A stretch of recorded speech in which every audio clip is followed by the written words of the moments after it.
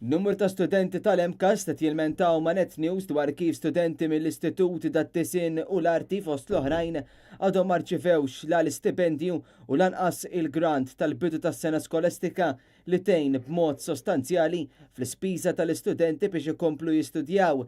Informazzjoni li waslet għand l-istazzjon turi li kien hemm taħwit u nuqqas anki fil-proċess tal-applikazzjonijiet dan hekk kif ħafna kienu qed jirċievu emails li l-applikazzjoni ma bdiex tiġi proċessata jew li mhux ikkonfermata.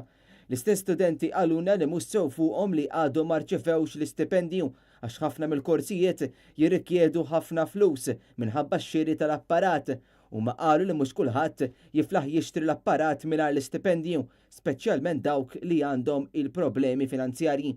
L-istudenti appellaw biex din il-problema tirrisolva ruħa malajr dan sabiex huma jkunu jistgħu ikomplu jistudjaw mingħajr problemi u nuqqas ta' affarijiet li huma utli għal kors tagħhom.